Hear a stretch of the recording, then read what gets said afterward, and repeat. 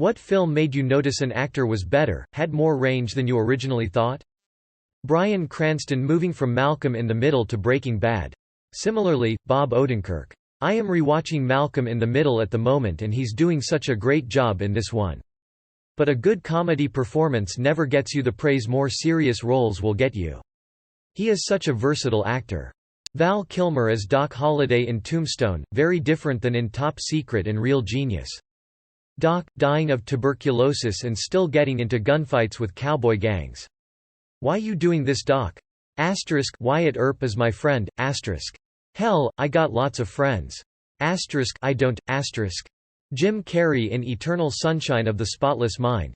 It was the first time I saw him in a role where he isn't, well, Jim Carreying. I was impressed by how subtle and nuanced his performance was. The Truman Show is the movie that impressed me.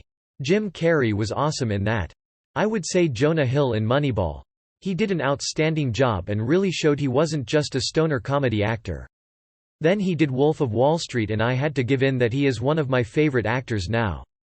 Colin Farrell in Bruges.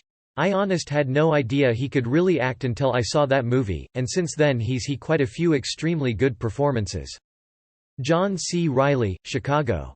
Heath Ledger as the Joker seems like the most obvious answer, but I still can't watch that movie and make my brain process that it's the same guy as A Knight's Tale.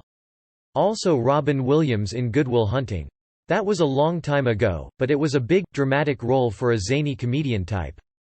Will Ferrell in Stranger Than Fiction, didn't expect to see him nail a serious role. Matthew McConaughey in Dallas Buyers Club. Edit, I've never seen Mud, Lincoln Lawyer, Wolf of Wall Street, or True Detective. I honestly completely forgot about A Time to Kill, but I consider that one an anomaly when you look at the other stuff he was making at the same time.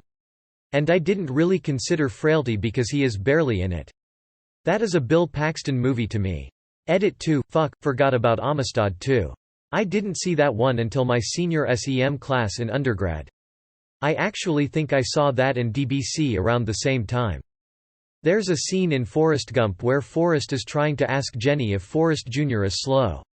The emotions on Tom Hanks' face, fear, shame, pride, he just blew me away.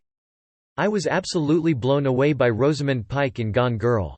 I genuinely thought she didn't have it in her to be Amy, I was very wrong. I don't generally care for Reese Witherspoon and I'm a big fan of Joaquin Phoenix, but she acted circles around him in Walk the Line. Robin Williams in 1 Hour Photo. Not a film, but Schitt's Creek.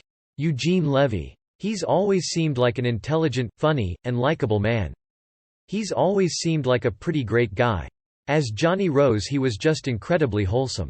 When his feelings were hurt or he played angry or indignant, with minimal physical activity viewers were suddenly gutted. His eyes are like pools of emotions. Dude is truly something.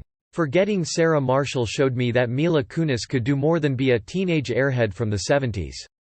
Tom Hanks is exceptional. He seems to nail every role and somehow make you feel what his character is feeling.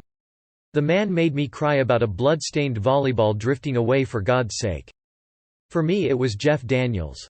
I saw him in The Martian 2015, and I didn't know who this intimidating, scary man was. I assumed if the film had a villain, he'd be it.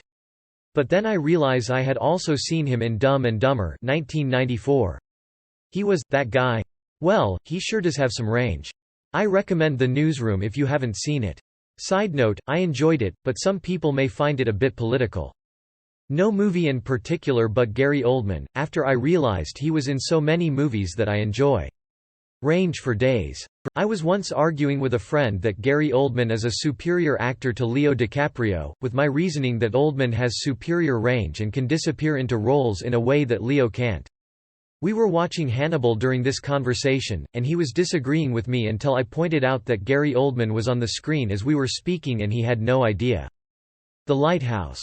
I have to be honest, I never knew Robert Pattinson from anything other than Twilight before watching this. He's an exceptional actor. John Goodman in 10 Cloverfield Lane. I always thought of him as a big teddy bear, but he was terrifying in 10CL.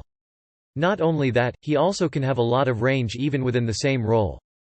He can convincingly go from welcoming and shy, to creepy and dictatorial. Same thing in The Gambler. In the scene where he sits down and talks to Mark Wahlberg, he starts off giving fatherly advice and seems pretty likable, then turns into a scary mob boss.